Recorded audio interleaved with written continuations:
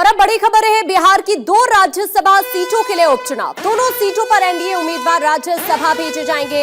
एक सीट पर उपेंद्र कुशवाहा को राज्यसभा भेजा जाएगा। 21 अगस्त को सुबह 11 बजे वो नामांकन दाखिल करने वाले हैं। उपेंद्र कुशवाहा दूसरी सीट पर बीजेपी के उम्मीदवार होंगे। आपको ये भी बता दें कि यहां पर आज ये माना जा रहा है कि जो उपचुनाव है उसको देखते हुए उम्मीदवार का ऐलान हो सकता है।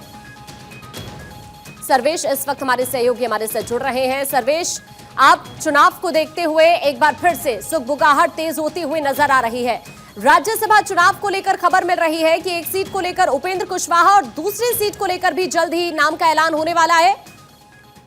जी बिल्कुल, देखिए 2 सीटों पे 2 लोगों को भेजा जाना है राज्यसभा, और इन 2 सीटों के लिए एक तरह से कहा जाए तो अंतिम मुहर जेडीयू की तरफ से उपेंद्र कुशवाहा के नाम पर लगा दी गई है, क्योंकि उपेंद्र कुशवाहा को लेकर कहा जा रहा था कि उपेंद्र कुशवाहा क्योंकि चुनाव हार गए थे लोकसभा का, तो ऐसी परिस्थिति में उनको राज्यसभा भेजा जाएगा। जेडीयू के पास कोटे से एक आदमी को भेजना था, लेकिन जेडीयू ने अपनी सीटें छोड़ दी है। उपेंद्र कुशवाहा के लिए अपने उम्मीदवार के नाम की घोषणा जेडीयू ने नहीं की, और सीधे तौर पर एक तरह से कहा जाए तो एनडीए में ये एक सहमति बन गई है, आम सहमति कि उपेंद्र कुशवाहा को एक सीट पर राज्यसभा भेजा जाएगा। दूसरी सीट पर बीजेपी से एक कैंडिडेट को राज्यसभा भेजा जाएगा। इसके लिए कुछ लोगों संभावित नामों की सूची जो है वो केंद्र को भेजी जा चुकी है। केंद्र की तरफ से जो आला कमान है वो इस पर मुहर लगाएंगे, उसके बाद दूसरे नाम की भी घोषणा हो जाएगी।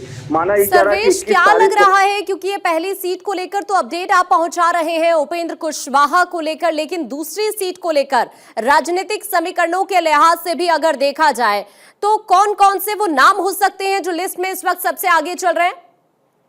देखिए, संभावित नाम कई सारे हैं, लेकिन अभी उसका खुलासा करना बहुत फौर पे ये एक तरह से कहा जाए तो जल्दीबाजी होगी, क्योंकि कई नाम हैं जिनके नाम का खुलासा अभी तक हो नहीं पाया। लेकिन कुछ नाम ऐसे हैं जो संभावितों की सूची में चल रहे हैं, जिसके बारे में